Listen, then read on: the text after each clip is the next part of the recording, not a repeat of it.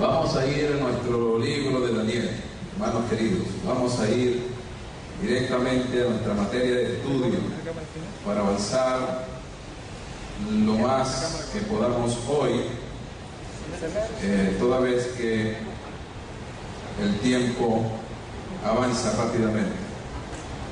Anoche estuvimos examinando algunos detalles relativos a las 70 semanas en Daniel capítulo 9 y encontramos ya algunas noches atrás la relación que hay entre las 70 semanas de Daniel 9 y los 2300 días de Daniel 8, 13 y 14. Concluimos que son parte de una misma porción del tiempo, de modo que esas 70 semanas o 490 días deben ser descontadas de los 2300 días. Pero más aún, cuando ayer vimos un poquito más en detalle el tiempo preciso, el momento preciso histórico en que debían empezar a contarse, a computarse los 490 días, llegamos a la conclusión de que esos 490 días comienzan al mismo tiempo que comienzan los 2300 días. ¿De acuerdo? Entonces, desde el momento de que se emitió el decreto para reconstruir a Jerusalén, el tercer decreto, es decir, el de Artajerjes, decreto que está descrito en Esdras, en el capítulo 7, el segundo decreto está en Esdras capítulo 6 y el primer decreto en Esdras capítulo 1. Ahí se puede revisar un poquito más en detalle la naturaleza de estos decretos del gobierno del Imperio Persa. Encontramos que para armonizar con la historia y el cumplimiento de los detalles mencionados en la profecía, el decreto que más cuadra con el cuadro profético es justamente el decreto de Artajerjes del año 457, y asombrosamente vimos cómo cada detalle que mencionó el ángel de la profecía fue cumplido exactamente en la historia. 483 años transcurrieron justo desde el otoño del año 457 hasta el otoño del año 27, cuando Jesús fue ungido por el Espíritu Santo después de su bautismo.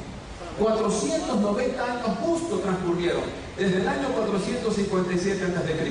hasta el año 34, cuando Esteban, el primer mártir cristiano, fue apedreado, y eso disparó o impulsó la predicación a los gentiles en todo el territorio fuera de Jerusalén. Y de esa forma se cumplió en forma extraordinaria, como la pluma divina lo había señalado, los 490 años que habían sido separados en forma especial para el pueblo judío y para cumplir algunos detalles importantes que la profecía había mencionado, entre ellas ungir a Cristo. A la mitad de la última semana cesarían los sacrificios, porque Jesucristo ofrecería su propio cuerpo como sacrificio perfecto, y estaría confirmando durante esa última semana también el pacto con muchos dentro del pueblo judío. Es decir, ustedes deben recordar que el Señor Jesús, durante su permanencia aquí en la tierra, pidió que se predicara el Evangelio inicialmente solamente a los perdidos de la casa de Israel. Allí a los judíos que habían sido por tantos años los depositarios de la gracia del Señor, los depositarios de los dones, de las riquezas, de la sabiduría del Evangelio, a ellos se les daría esa oportunidad hasta que en el año 34 la rechazaron en forma definitiva. Y esto es una lección para nosotros.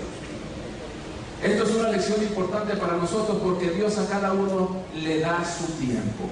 ¿Recuerdan cuando examinamos Daniel capítulo 4?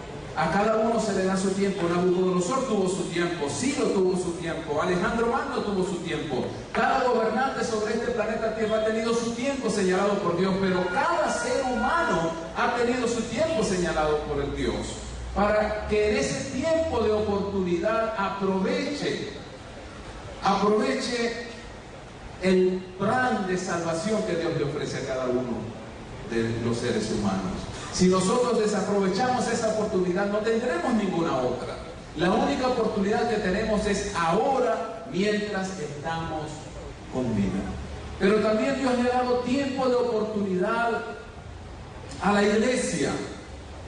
El pueblo de Israel era la iglesia de Cristo. Cuando Jesús vino a visitarlos, ellos eran la iglesia de Cristo. A los suyos vino y los suyos no le recibieron, dice el Evangelio de Juan. Jesús le dijo claramente a la mujer samaritana: la salvación viene de los judíos. Es decir, que en la religión judía, en el pueblo judío, Dios descansó su confianza para que a través de este pueblo el mundo entero conociera la gracia y la misericordia de Dios. Ciertamente, a pesar de las dificultades, los desatinos, los errores y pecados que cometieron, ciertamente el pueblo judío cumplió al menos en forma parcial ese cometido, porque hoy nosotros somos herederos del aporte que los judíos han dado. ¿Estamos de acuerdo? Claro que sí. La Biblia fue escrita casi en su totalidad por judíos. El Señor mismo, Jesucristo, se encarnó en forma humana siendo judío. Los primeros cristianos fueron judíos. El conocimiento de Dios tal como hoy lo tenemos viene del pueblo judío. Así que ellos sentaron las bases para que luego el Señor le diera oportunidad a otros viñadores, como dice la parábola de Mateo 20. El Señor le dio la oportunidad a otros viñadores, que sería la iglesia cristiana, y así sucesivamente el Señor ha estado dando oportunidades que nosotros no debemos desperdiciar. La iglesia cristiana también tuvo su época, su temporada, su oportunidad, pero esta iglesia, que más tarde llegó a convertirse en otra cosa que no era lo que Dios había fundado, cuando a partir del siglo IV, esta iglesia cristiana se hizo popular, dejó de ser perseguida y se convirtió en la religión de la corte. Entonces esta religión cristiana se pervirtió, se corrompió, se mezcló sus verdades que les habían sido enseñadas por Cristo, la mezcló con el vino de Babilonia, y así se convirtió en aquella ramera que menciona Apocalipsis 18. De modo que el Señor tuvo que darle también un tiempo de gracia en que debía terminar esa oportunidad para esta iglesia. Y fue así como el Señor levantó los grandes movimientos de reforma. Lutero, Zwinglio, Wycliffe y otros levantaron su voz para que esta iglesia despertara, como dice el mensaje de Apocalipsis a la iglesia de Sardis: le he dado tiempo para que se arrepienta y no quiere arrepentirse. Así que a partir del siglo XVI, XVII, cuando la iglesia rechazó la oportunidad de Dios, entonces el Señor llamó a la iglesia reformada. El protestantismo levantó su voz para que el mundo conociera un evangelio renovado, con verdades tan importantes y esenciales para aquellos años como el sacerdocio de todos los creyentes, la justificación por la fe, la verdad de que solo la Escritura es la base de toda nuestra fe y doctrina, la verdad fundamental de que solo por gracia somos salvos, como decían ellos en latín: sola gratia, sola Escritura, sola fide. Solo gracia, solo la Biblia, solo la fe nos pueden hacer salvos. Pero, tristemente, este inicio de una reforma al poco tiempo cayó también en los vicios que habían cometido su madre. Se olvidaron de los principios cristianos, adoptaron reglamentos de hombre en lugar de la ley de Dios. Entre ellos la veneración del domingo como día de reposo en lugar del sábado, del mandamiento sagrado. Entre ellos la creencia en la inmortalidad del alma. Y en fin, otras doctrinas que no logró la iglesia reformada deshacerse de ellas completamente, y el Señor Jesús levanta entonces un movimiento, como hemos estado viendo estas noches anteriores, levanta un movimiento para el tiempo final, un movimiento profético que debe levantar entonces otra vez esas verdades fundamentales que ciertamente muchas de ellas levantó la iglesia de la Reforma, pero otras más que habían sido sepultadas por el enemigo de las almas necesitaron ser redescubiertas, como por ejemplo la santidad de los mandamientos de Dios, la vigencia de ese código moral de justicia que es el asiento del trono de Dios, la justificación por la fe colocando la ley y la gracia en su debido lugar y en su debida relación. Todo eso ocurrió en el año que estábamos mencionando anoche. ¿Qué año dijimos? 1844. Volvamos entonces a lo que decíamos anoche. Cuando sacamos las cuentas aquí en el pizarrón, y creo que va a ser oportuno que tengamos el pizarrón de nuevo acá con nosotros para fijar un poquito mejor las ideas. Decíamos que la profecía de los 2300 días deben tener como punto de partida el año 457 a.C., por lo que el ángel dice en Daniel 9:25 en adelante. Y llegamos así hasta el año 34 con 490 años, pero aún nos faltaban, ¿cuánto para terminar los 2300? ¿Cuánto nos faltaban? 1810, que al sumarlos al año 34 de la era cristiana, culminamos en el año 1844. Decíamos que aquellos primeros adventistas o milenitas, como también le llamaron, esperaban que en ese año 1844 sucediera ¿qué cosa? Ellos esperaban que en el año 1844 debería venir Jesús en las nubes de los cielos.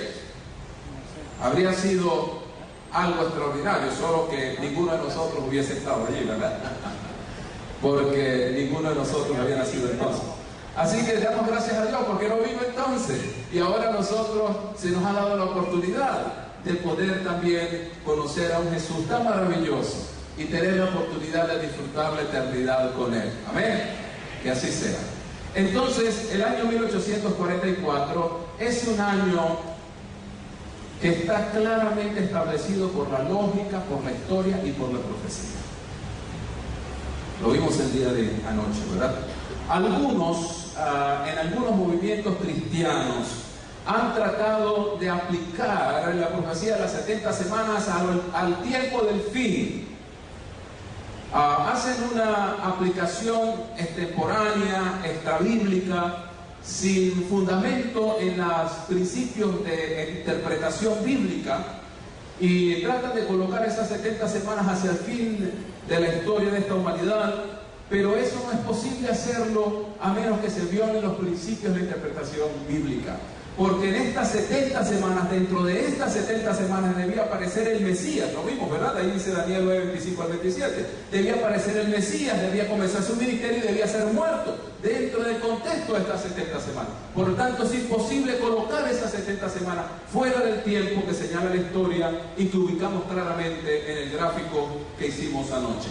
Ahora es importante, al encontrar qué sucedió realmente en 1844, que hagamos un recuento de Daniel capítulo 7 y las profecías que vimos en las noches anteriores. Nosotros habíamos visto en Daniel capítulo 2 una secuencia. Daniel capítulo 2, habíamos visto una secuencia en la estatua metálica de los imperios de esta forma. Habíamos visto a Babilonia, después de Babilonia vinieron los pechos de plata, que están identificados con... Sí, vamos para efectos de... Voy a colocar solo uno, Persia. Fueron los medos y los persas, pero finalmente los persas dominaron más. Luego vino a Grecia, luego teníamos a Roma, luego teníamos los pies de barro, Europa dividida, y finalmente teníamos el reino de Dios. Esa fue la secuencia que nosotros encontramos en Daniel capítulo 2. Pero cuando vinimos a Daniel capítulo 7, encontramos la siguiente secuencia. Tenemos otra vez a Babilonia, ¿verdad? ¿Recuerdan quién es Babilonia en el capítulo 7? El león alado. Luego teníamos a los persas, o Medo-Persia, representado en quién, en el capítulo 7, en el oso. Y luego vimos a Grecia representado por el leopardo de 4 cabezas. Luego aparece en el capítulo 7 un cuerno pequeño, pero antes del cuerno pequeño vimos 10 cuernos que representan Sí, la bestia espantosa y terrible, correcto. Una cuarta bestia espantosa y terrible y en gran manera fuerte, que dijimos nosotros que representaba muy bien a quién, a Roma. Pero luego de Roma aparecían los 10 cuernos, que representan muy bien a Europa dividida, y luego de esos 10 cuernos aparecía quién, un cuerno pequeño. Un cuerno pequeño que dijimos nosotros representa muy bien a Roma papal. Pero después de Roma papal, ¿qué vimos?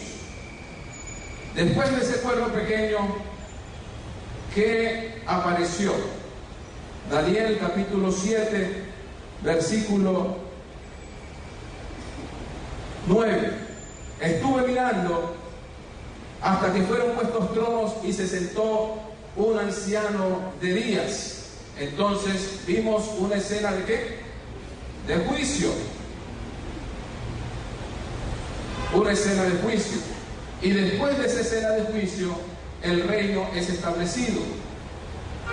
Entonces, lo que estamos viendo es que en el capítulo 7 de Daniel hay unos detalles importantes, especialmente con relación al pueblo pequeño, que no fueron dados en el capítulo 2 de Daniel. Por eso hemos dicho que Daniel lo que está haciendo es crecer en detalles, especialmente hacia los eventos del fin, porque estos detalles ya no son importantes, porque esto va siendo ya historia. En el capítulo 7 ya Daniel ya está pasando Babilonia, ya esto es historia, pero se está enfocando el ángel en mostrarle a Daniel lo que tiene que ver allá hacia el tiempo del fin. Se lo digo varias veces, ustedes recuerdan que hemos leído, esto es para el tiempo del fin, Daniel, esto es para el tiempo del fin. Entonces aquí comienza a aparecer detalles que no se habían dado en el capítulo 2. Ahora en el capítulo 8 de Daniel, en el capítulo 8 de Daniel, ¿qué tenemos? Ya Babilonia carece de importancia y empieza de una vez con Persia, que está representado por un carnero de 2 cuernos, ¿se acuerdan? Medos y Persia representado por un carnero de 2 cuernos, uno más alto que el otro, que es lo mismo que los Medo-Persia, y aparece luego un macho cabrío que representa a Grecia nuevamente. Y luego aparece entonces una cuerno pequeño que tiene 2 dimensiones, es decir, una horizontal hacia el sur, hacia el oriente, y otra vertical hacia el cielo, que dijimos nosotros representa muy bien la Roma pagana y la Roma papal, ¿correcto? Roma pagana y Roma papal. ¿Y después qué tenemos? Después tenemos justamente también una escena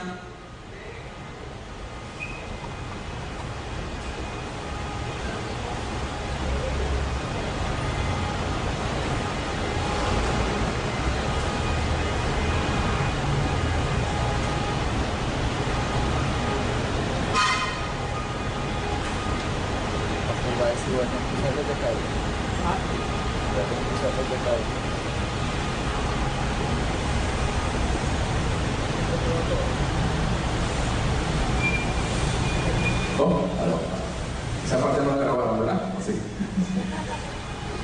Bien, entonces tenemos en Romanos el capítulo 8 una escena interesante. Este cuerno pequeño que atenta contra el santuario aparece en Daniel capítulo 8 atacando el santuario del ejército para ser pisoteados, y se da una fecha para que el santuario sea purificado. Entonces, en Daniel capítulo 8, la purificación del santuario es el evento importante. Purificación del santuario es el evento importante que destaca Daniel el capítulo 8 y 9, que si nosotros lo comparamos con la línea de sucesión histórica que aparece en Daniel capítulo 7 corresponde muy bien con el juicio que vio Daniel en el capítulo 7, que ocurría justo después de aparecer Roma papal. Ahora, fíjense ustedes un detalle bien interesante, cómo vamos a llegar nuevamente a 1844. Hagamos una tabla aquí para hablar de las fechas con relación a Daniel capítulo 7 y con relación a Daniel el capítulo 8. Vamos a hacer un recuento, digamos, rápidamente. Babilonia, nosotros la tenemos ubicada en la historia. ¿Cuáles fueron las fechas que le dimos a Babilonia? Fueron 70 años más o menos de dominio. Estamos diciendo, digamos, 605, ¿a qué fecha? A 539. Ok, esto es Babilonia. Pero a Babilonia la sucedió Persia. ¿Persia terminó en qué año? Más o menos 331 terminó el gobierno de los persas. Luego de los persas vinieron los griegos. ¿Hacia qué fecha más o menos terminaron los griegos? Más o menos hacia el año 165. Otros dicen que debería ser el 65. Bueno, no discutamos esos detalles tan minuciosos, pero más o menos esta es la fecha. Y a partir de aquí comenzó Roma. Roma, sabemos, la Roma occidental tuvo su hegemonía hasta el año, ¿se acuerdan? Lo mencionamos, 476 fue la caída de Roma. Las tribus bárbaras invadieron aquel glorioso imperio y terminaron con él. El último emperador se llamó Rómulo, igual que su supuesto fundador o el fundador de Roma. Año 476. Después de este año, después del año 476, el único poder que se levanta en Europa, que puede tener las características de un imperio tan poderoso como la Roma pagana, sin duda alguna, la historia lo ha reconocido, es la Roma papal, que hacia el año 538 se erigió como un poder tremendo en la historia, y en el año 1798 terminó su hegemonía. Así cumple con la profecía de los 1260 años, o 42 meses, o 3 años y medio proféticos que vimos en Daniel y en Apocalipsis capítulo 13. Entonces, después de este año 1798, que es cuando termina en la hegemonía de la Roma papal, ¿qué debe venir según Daniel capítulo 7? Un juicio. Entonces, ese juicio debería comenzar en alguna fecha después de 1798. ¿Estamos de acuerdo? ¿Me están siguiendo? El juicio de Daniel capítulo 7 nos dijo que aparecía después que se le dio un tiempo de hegemonía al pueblo pequeño o a la Roma papal. Entonces, de acuerdo a este cuadro, a esta cronología, ese juicio debía darse en alguna fecha después de 1798, si vamos a respetar la secuencia en que aparece Daniel capítulo 7. Y ahora resulta que cuando nosotros estudiamos Daniel capítulo 8 y capítulo 9, llegamos a una fecha interesante que fue la que descubrimos anoche. ¿Cuándo terminaron los 2300 días? ¿En qué año? 1844, eso es después de 1798. Entonces, Daniel capítulo 9, capítulo 8 y Daniel capítulo 7 tienen relación precisa. ¿Me siguen hasta aquí? Me estoy haciendo entender. El año 1844 no solamente lo conseguimos al contar los días y los años de la profecía de los 2300 días o 2300 años. También lo podemos conseguir cuando seguimos la secuencia histórica de Daniel capítulo 7. Después de 1798, dominación del pueblo pequeño, viene un juicio, y aquí está, año 1844. Ahora, lo que sucede es que nosotros habíamos dicho en Daniel capítulo 8, o dice en la palabra de Dios, que el santuario sería purificado. Que el santuario sería purificado. Ahora, nosotros sabemos que en 1844 existía el santuario judío para esta fecha. No. ¿Cuándo fue destruido el santuario terrenal, físico, material de los judíos? Hace muchísimos años, en el año 70, ¿verdad? las tropas de Roma destruyeron el templo y hasta hoy los judíos están sin templo y sin santuario. Entonces quiere decir que en 1844, que es el año que conseguimos por la interpretación de Daniel 9 y 8, para la purificación del santuario, tiene que referirse a un santuario diferente. Encontramos nosotros en Hebreos capítulo 8 y 9, estoy haciendo un repaso de lo que hemos estudiado estas noches anteriores. Encontramos en Hebreos 8 y 9 que existe otro santuario, que no es el santuario literal judío, el material, sino que existe un santuario ¿dónde? En el cielo, donde Cristo intercede por nosotros. Dice Hebreos capítulo 8 y 9, como sacerdote perfecto, con una ofrenda perfecta, Jesús intercede por nosotros en el santuario celestial. Entonces, tiene que ser que en 1844 el santuario que había de ser purificado debe ser el santuario celestial. Pero ¿se puede purificar algo en el cielo? Si en el cielo todo es puro. ¿Se puede purificar algo que está en el cielo? Veamos qué nos dice la palabra de Dios. Hebreos capítulo 9, por favor. Vamos a ir al libro de Hebreos, el capítulo 9. Y vamos a ver un texto de entrada interesante, el versículo 23 y 24. Hebreos capítulo 9, versículos 23 y 24. Fue pues necesario que las figuras de las cosas celestiales fuesen purificadas así, pero las cosas celestiales mismas con mejores sacrificios que estos. ¿Qué está diciendo el texto? Las figuras de las cosas celestiales, es decir, el santuario terrenal, es lo que vemos aquí en el versículo 21 y 22 del mismo Hebreos capítulo 9. Y además de esto roció también con la sangre el tabernáculo y todos los vasos del ministerio, y casi todo es purificado según la ley. ¿Con qué? Con sangre, y sin derramamiento de sangre no se hace remisión. Fue pues necesario que las figuras de las cosas celestiales fuesen purificadas así, pero las cosas celestiales mismas con mejores sacrificios que estos. ¿Qué es lo que está diciendo el escritor de Hebreos? Las cosas terrenales se purifican con sangre animal, pero las celestiales se purifican con otra sangre. Entonces, ¿se purifica algo en el cielo, sí o no? El texto me lo está diciendo claramente. Obviamente la purificación es de tipo espiritual, pero hay una purificación en el cielo. El apóstol está diciendo, si las cosas de la tierra se purifican con sangre de animales, las celestiales se purifican con otra cosa muchísimo mejor, con el sacrificio de nuestro Señor Jesucristo. Ahora, hermanos, vean la purificación de que está hablando aquí. Es una purificación espiritual. Se trata de el manejo del pecado. Lo que ocurría en el santuario terrenal era una manipulación, por decirlo de alguna forma, un manejo del problema del pecado. En el santuario terrenal, donde se ubicaba el sacerdocio y los levitas y todo ese servicio tan complicado, era una manera de tratar de manejar el problema del pecado. El pecado es algo tan grave,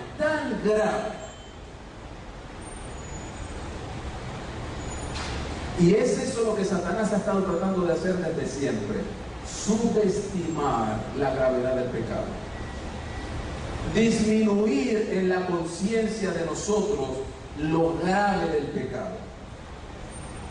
Cuando el ser humano se insensibiliza al pecado, no hay prácticamente nada que hacer por ello. Jesús lo dijo de otra manera: he venido a sanar ¿a quién? A los enfermos. Solo los enfermos necesitan médico. ¿Qué estaba diciendo Jesús por eso? Que los que no lo aceptaron a él no estaban enfermos. ¿Estaban o no estaban enfermos? Claro que estaban enfermos. Pero ¿cuál era el problema de esos enfermos?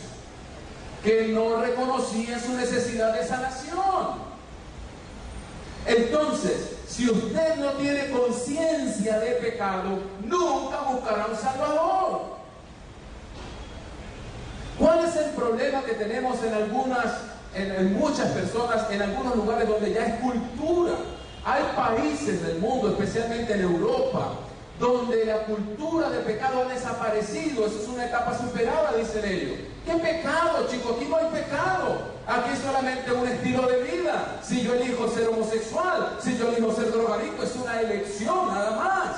Pero no hay pecado en eso. Es el concepto que te enseñó tu abuelita allá en la iglesia, en esa etapa cuando ustedes estaban atrasados. Estamos ahora en la era post-cristiana, dice la moderna Europa. Ya no más Biblia, ya no más Cristo, ya no más Dios, ya no más iglesia. ¿Saben qué está pasando con las iglesias ahora mismo en Inglaterra? Muchas catedrales que en Inglaterra sirvieron en el siglo XVI, XVII para escuchar a los grandes predicadores evangélicos de aquellos años, hoy algunas de ellas son lugares de vida nocturna. Lugares donde se escucha música, donde se bebe y donde se hacen otras cosas. Aquí en nuestros países latinoamericanos eso no ha pasado todavía, pero ciertamente la gente ya dejó de asistir a las catedrales, a las iglesias, para irse a las catedrales modernas, como algún autor las llamó. ¿Cuáles son las catedrales modernas? Los grandes centros comerciales. Entonces, la falta de conciencia de pecado es la peor de las calamidades del ser humano. Pero la Biblia, desde Génesis hasta Apocalipsis, me muestra el pecado como una tragedia espantosa. Espantosa. Satanás, mientras tanto, por otro lado, está bombardeando nuestras mentes y conciencias para disminuir en nosotros la sensibilidad al pecado. Ya robar, matar, fornicar, adulterar es algo que sirve de entretenimiento. Lo que para Dios es espanto, para el mundo es entretenimiento. Y la gente paga por ver pecado. ¿Sí o no? La gente paga para verlo, porque se llama entretenimiento. Y nosotros nos da escalofrío de pensar que una cultura como la romana, por ejemplo, en los tiempos de la Roma pagana, podían divertirse viendo en el circo romano cómo seres inocentes, familias, mujeres, niños, hombres, eran destrozados por la fiera solo para satisfacer la sádica o el morbo de un público que gritaba exasperado y se divertían viendo la masacre. Pero ¿no es eso lo que hace el mundo hoy en los grandes salones de cine? ¿No van a ver cómo se masacran unos a otros? Ay, pero todos sabemos que eso es mentira. Pero la conciencia no hace esa diferencia. No la hace. Cuando usted está viendo una escena de crimen en la pantalla de su televisor, su cuerpo reacciona como si el crimen estuviera ocurriendo, ¿sí o no? Y el corazón suyo empieza a palpitar por el asesino, ya va a llegar, y el cuchillo, lo va a sacar, lo va a meter. Y usted, en la desesperación, ¿sí o no? Entonces, ¿por qué usted dice que es mentira? ¿Por qué te pones a temblar entonces si es mentira? Pues?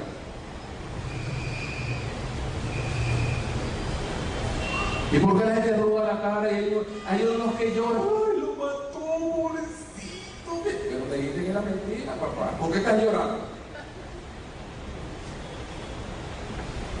Porque tu mente percibe esas imágenes como que están sucediendo en realidad. Y hay gente que sale de la sala de cine o de la pantalla de televisión odiando a fulano de tal. Pero ¿por qué no le dicen que era mentira? Es que ese tipo es malo. Pero no es una mentira, pues. Pero lo está percibiendo así. Ahora, ese trabajo está calculado en la mente maligna de Satanás, que está usando a Hollywood y todas esas casas de cine para hacerle sentir a la gente que el pecado no es pecado. A los intelectuales les ha hecho creer que eso es simplemente decisiones. O algunos, en el peor de los casos, o en el mejor de los casos, un trauma de la infancia. Pero nada más que eso. Y a los más jóvenes les hace pensar que eso es motivo de risas y de entretenimiento. Pero el pecado es algo gravísimo.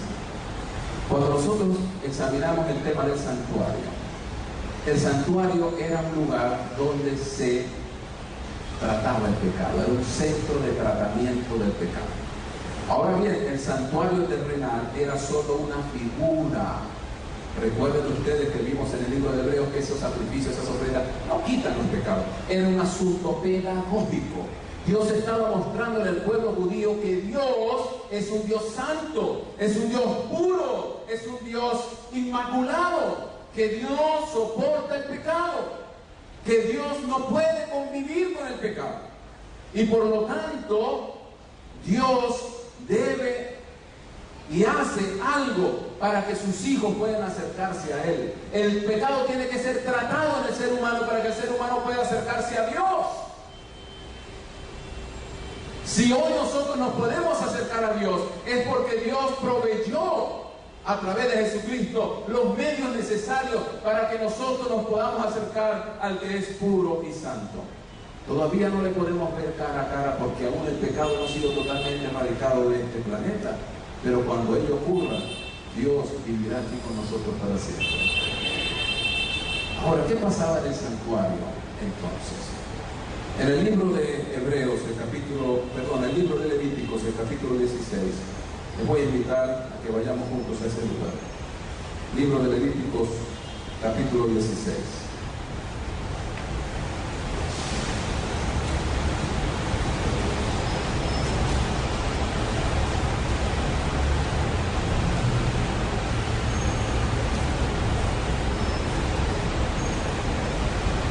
En el libro de Levíticos, el capítulo 16, aparece un rito que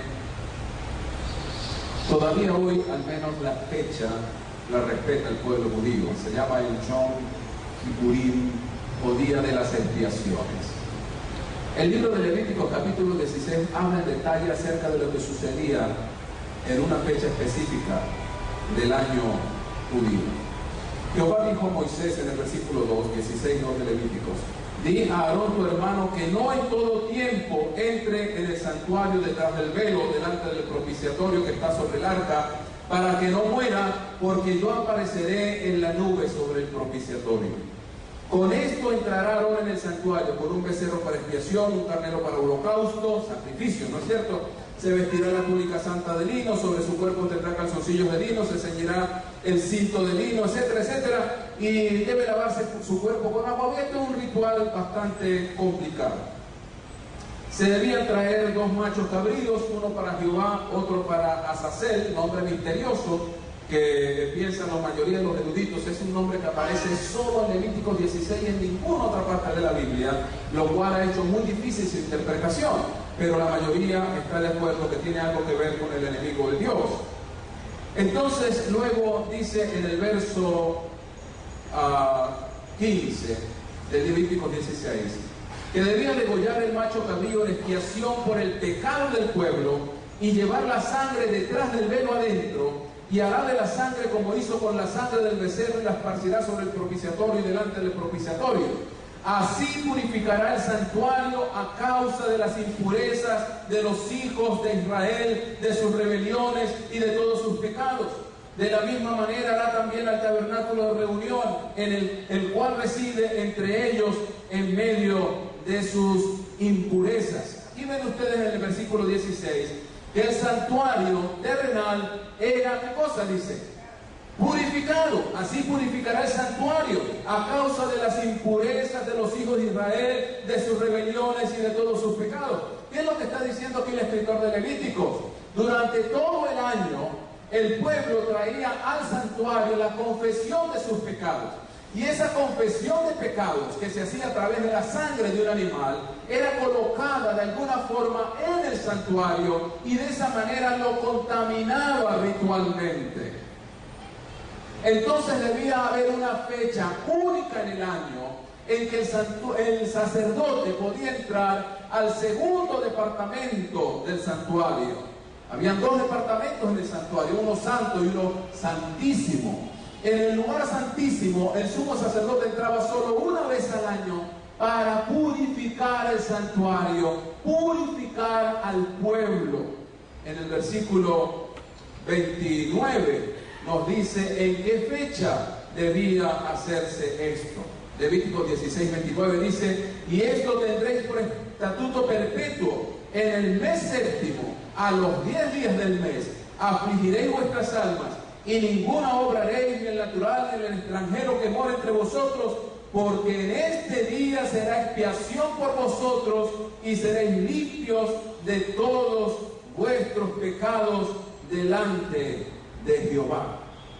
En el versículo 33 dice: y hará la expiación por el santuario santo, por el tabernáculo, por el altar, por los sacerdotes y por todo el pueblo. Entonces, hasta aquí entendemos que en el santuario terrenal se estaba tratando el problema del pecado. Allí habían sacerdotes que recibían las confesiones del pueblo, habían sacrificios que se ofrecían cada vez, pero una vez al año se debía purificar ese santuario. Ahora, el escritor de Hebreos nos dice que así como existe un santuario terrenal, existe también un santuario ¿qué? Celestial, donde se trata el problema del pecado. El problema del pecado se trata ¿dónde? En el santuario celestial, mediante la ofrenda del sacrificio perfecto de nuestro Señor Jesucristo. De modo que así como en el santuario terrenal se recibían las confesiones y el sacerdote intercedía por el pueblo, en el santuario celestial ocurre lo propio. Jesús recibe las confesiones de sus hijos e intercede por ellos. Pero así como en el santuario terrenal llegaba un momento en que se debía purificar ese santuario, también el santuario celestial debía ser purificado. Y de acuerdo a las profecías de Daniel 7, 8, 9, encontramos entonces que al profeta Daniel le fue revelado la fecha precisa en que debía comenzar el proceso de la purificación del santuario. ¿Cuál santuario? El santuario celestial. Entonces, en 1844, Jesús comenzó una obra especial en el santuario celestial. Comenzó el proceso de purificación. ¿En qué consiste ese proceso de purificación? Los judíos llaman a Yom Kippur o Yom Kippurí el día del juicio, porque todos debían presentarse a Dios en el santuario ese día de Yom Kippur. Porque el que no se presentara ese día a ese juicio final, a esa revisión de sus vidas, a esa revisión de sus expedientes, ese día entonces serían borrados del libro. Ese día serían execrados del pueblo, serían separados del pueblo de Dios. Por esa razón los judíos hacían una extensa y concienzuda preparación para ese día. 10 días antes de que el Yom Kippur llegara, se tocaban las trompetas en una celebración que los judíos llaman el Rosh Hashanah o cabeza del mes. Tocaban las trompetas y todo el pueblo entonces se apresuraba a prepararse, a hacer sus paces con Dios, a revisar sus conciencias y a prepararse cabalmente, porque 10 días después sería el gran día de expiación, de purificación, de juicio, donde Dios revisaría en forma definitiva y cabal sus casos personales. ¿Cómo podemos aplicar nosotros eso a verdades espirituales mayores? Lo que sucedía allí a una escala pequeña debe suceder en una escala mayor en el cumplimiento de los tiempos proféticos. En 1844 el Señor Jesús comenzó la purificación del santuario y de su pueblo. Quisiera que me acompañen ustedes a el libro de Malaquías. Libro de Malaquías.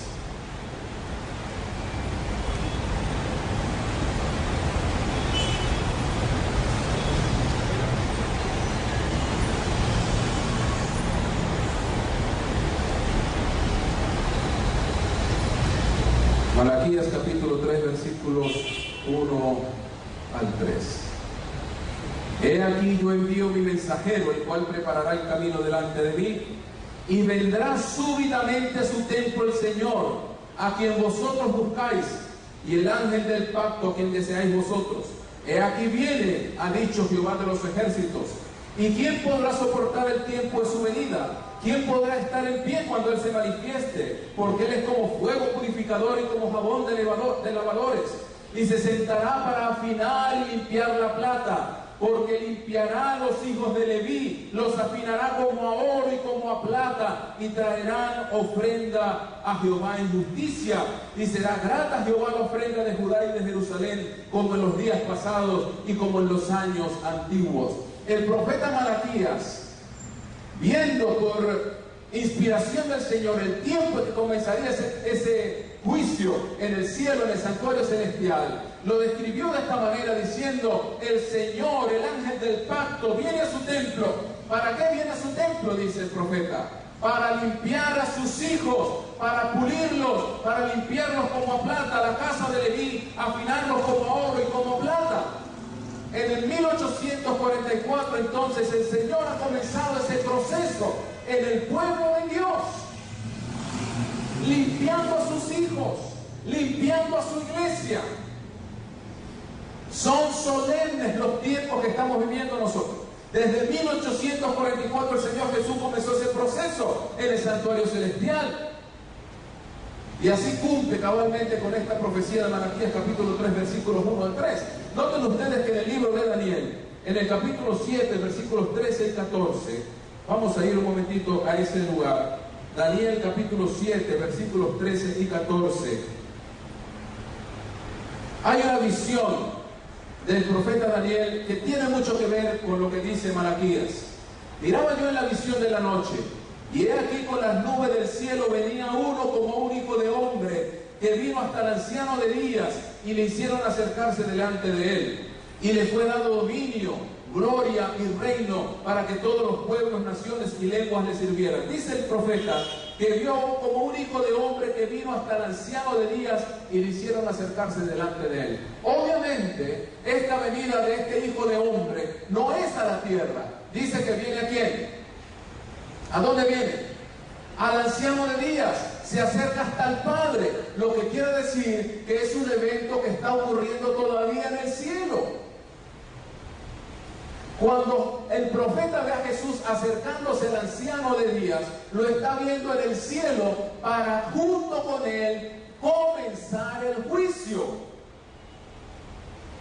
Eso fue lo que sucedió en 1844 en la purificación del santuario, o lo que es lo mismo, el juicio de Daniel capítulo 7.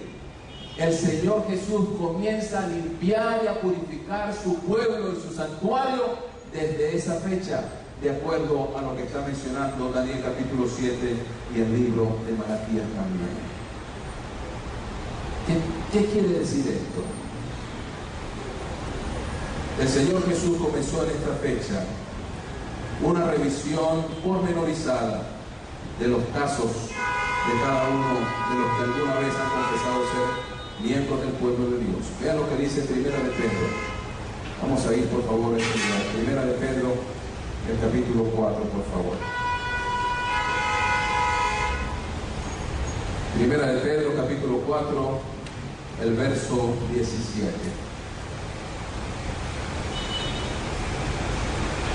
Dice allí: porque es tiempo de que el juicio comience por la casa de Dios. ¿Dónde comienza el juicio? Por la casa de Dios. ¿Cuál es la casa de Dios? La iglesia, su pueblo. Y si primero comienza por nosotros, ¿cuál será el fin de aquellos que no obedecen al Evangelio de Dios? Versículo 18. Y si el justo con dificultad se salva, ¿en dónde aparecerá el impío y el pecador? Si el apóstol Pedro dice el juicio comienza con la casa de Dios, quiere decir que después debe continuar entonces con los impíos. La primera parte del juicio debe ser con aquellos que alguna vez han confesado a Dios como su Dios, que alguna vez han formado parte del pueblo de Dios. Con ellos comienza el juicio y debe completarse o terminarse con el juicio de los impíos. ¿Cuándo comenzó el juicio del pueblo de Dios entonces? En 1844. ¿Cuándo comenzó Jesús a limpiar y afinar a su pueblo y a purificar su santuario? En 1844. A eso se refería la profecía de Daniel 8:14, cuando le dijo a Daniel: hasta 2300 tardes y mañanas, hasta 2300 días, y comenzará el juicio o la purificación del santuario, que debe verificarse antes de la segunda venida de nuestro Señor Jesucristo. ¿Por qué sabemos esto? Hay muchos textos que podemos usar, pero ¿a qué viene el Señor Jesús? ¿Qué dice Apocalipsis 22?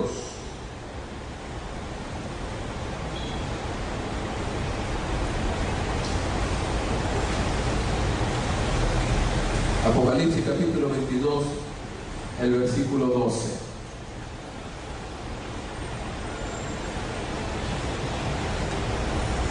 ¿Qué dice allí? He aquí yo vengo pronto. ¿Y qué trae con él? Su galardón, su premio, para dar a cada uno según haya sido, ¿qué cosa? Su obra. ¿Cómo Jesús en su segunda venida ya trae el galardón? Tiene que haber hecho el juicio ya, ¿sí o no? Para poder premiar, para poder dar sentencia, el juicio tenía que haber sido hecho antes. De modo que cuando Jesús viene con el premio para dar a cada uno lo que merece, es porque ya sus casos fueron revisados, ya sus casos fueron analizados, ya sus casos fueron investigados. Y entonces recibe la recompensa final. Pero si en 1844 Jesús comenzó a examinar los casos de cada uno de sus hijos, de su pueblo, ¿con quiénes debió comenzar? ¿Con quiénes debió comenzar? Con los muertos, obviamente. Allí mismo, en el libro de Apocalipsis, el capítulo 20, el versículo 11 y 12, en una imagen que nos recuerda la visión de Daniel, dice: y vi un gran trono blanco y el que estaba sentado en él, de delante del cual huyeron la tierra y el cielo, ningún lugar se encontró para ellos. Y vi a los muertos, grandes y pequeños, de pie ante Dios. Los libros fueron abiertos, y otro libro fue abierto, el cual es el libro de la vida, y fueron juzgados los muertos por las cosas que estaban escritos en los libros, según sus obras. ¿Con quiénes comenzó Jesús el juicio? Con los que ya murieron. En el libro de Hebreos, el capítulo 9,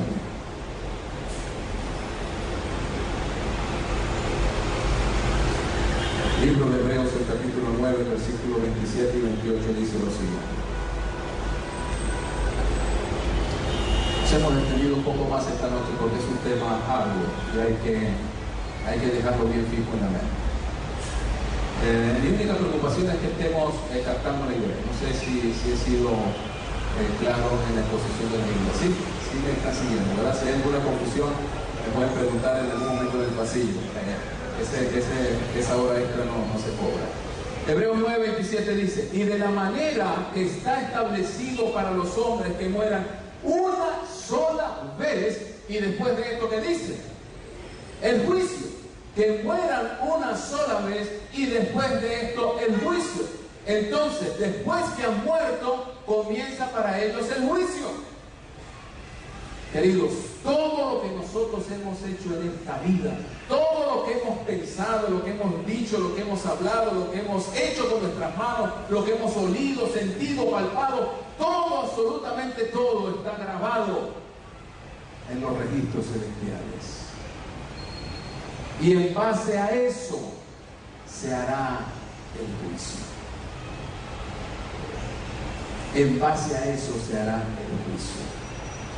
Desde 1844 Jesús comenzó entonces con el primer miembro de su iglesia en la tierra fallecido, y comenzó a revisar cada caso uno por uno para establecer quién de aquellos podía permanecer en el libro de la vida.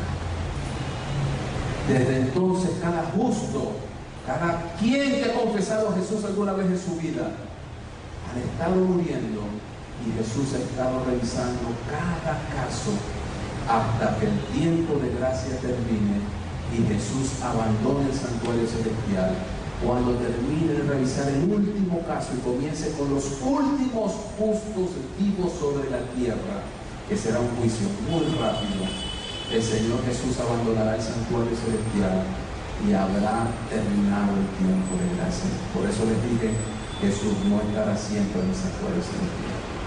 Ahí mismo en el libro de Hebreos capítulo 9, el versículo 28 dice: así también Cristo fue ofrecido una sola vez para llevar los pecados de muchos, y aparecerá por segunda vez sin relación con el pecado, para salvar a los que le esperan. ¿Qué quiere decir eso de sin relación con el pecado? Porque ya Jesús no está trabajando más pecados, ya Jesús no está procesando más pecados. Jesús abandona el santuario celestial. Porque ¿qué es lo que se hace en el santuario celestial, queridos? ¿Qué es lo que se procesa en el santuario? Los pecados. Mientras Jesús está en el santuario celestial, está procesando pecados. Hijitos, estas cosas os escribo, dice 1 Juan 2:1, para que no pequéis. Pero si alguno ha pecado, abogado, intercesor tenemos para con el Padre. ¿A quién? A Jesucristo el justo. Y el libro de Hebreos capítulo 4, también versículos 15 y 16, nos dice que nos conviene tener tal sumo sacerdote en los cielos, uno que no puede compadecerse de nuestras debilidades, sino uno que fue tentado en todo según nuestra semejanza, pero sin pecado. Acerquémonos pues confiadamente al trono de la gracia, para alcanzar misericordia y hallar gracia para el oportuno socorro. Mientras Jesús está en el santuario celestial ahora mismo, hay oportunidad, queridos, de que nuestros pecados sean purificados, de que podamos alcanzar la justificación y la santificación. Llegará el momento en que Jesús saldrá y aparecerá sin nada que ver con el pecado, porque habrá terminado su trabajo en el santuario celestial y vendrá para salvar a ti y a mí. Hermanos queridos, estos pensamientos son solemnes. Qué lástima que tengamos que apresurarnos, porque en esta vida y de este lado de la eternidad existe algo que se llama reloj. De aquel lado de la eternidad no tendremos más nunca un reloj que nos esclavice. Pero hasta lo que he podido compartir con ustedes aquí esta noche, he querido primero refrescar en la memoria e impactar nuevamente nuestras conciencias con lo horrendo, podrido, dramático, horrendo que es el pecado. Pero Dios tiene solución. Dios tiene un laboratorio donde procesa esos pecados. Se llama el santuario celestial. La última etapa de ese proceso comenzó en 1844, porque Jesús siempre ha estado intercediendo desde el año 31 que subió al santuario celestial. Siempre ha estado intercediendo. No fue que en 1844 dejó de interceder. Siempre ha estado intercediendo por sus hijos. Pero comenzó una etapa final de este proceso en 1844. Una etapa que se apresura a la segunda venida de nuestro Señor Jesucristo. Nosotros esperamos que pronto el Señor aparecerá sin relación con el pecado para salvar a cuantos le esperamos. ¿No creen ustedes, hermanos, que es el tiempo de nosotros hacer un acercamiento al trono celestial?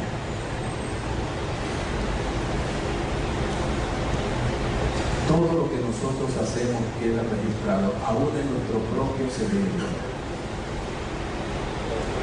Si nuestro cerebro es imperfecto, no olvida nada, podrá la mente de Dios olvidar algo. A una señora le hicieron un experimento, unos neurocirujanos estimularon algunos sectores de sus lóbulos cerebrales y la señora comenzó a escuchar en su cerebro un concierto de música clásica que había escuchado cuando tenía apenas 8 años. La señora lo estaba escuchando con toda claridad y comenzó a preguntar: ¿dónde está sonando esa música? No, aquí no está sonando nada, estaba sonando en su cerebro. Todo, absolutamente todo queda registrado allí. Es por eso que usted 20, 30, 40 años después se encuentra con alguien y usted dice: en alguna parte lo he visto. En alguna parte, pero ¿dónde? Y empieza la máquina a buscar en el archivo hasta que consigue: ya sé dónde te vi, hace 20 años, en tal y cual lugar. Así como grabamos imágenes, se queda grabado cada olor. ¿Le ha sucedido a usted cuando huele algo y le trae un recuerdo de hace años de su vida, de su infancia? Este olor me evoca recuerdos en mi mente. Hasta los olores quedan registrados en nuestro cerebro. Es impresionante. De la misma manera, toda nuestra vida está absolutamente toda registrada en los libros del cielo. En el momento en que nuestro caso particular pase por los tribunales de Cristo, como leímos en 2 Corintios 5:10, es necesario que todos comparezcamos ante el tribunal de Cristo. Allí pasará toda nuestra vida. Y al final de la revisión de nuestro caso, se dirá: ¿quedaremos en el libro de la vida o seremos condenados? Dios está trabajando, creando. Dios está obrando para que nuestro caso sea justificado por la sangre de Cristo. Que el Señor nos ayude a prepararnos para ese momento tan especial. Que el Señor nos ayude a hacer los preparativos que tenemos que hacer para que nuestro caso, cuando pase por el tribunal de Cristo, sea justificado en la sangre de Cristo.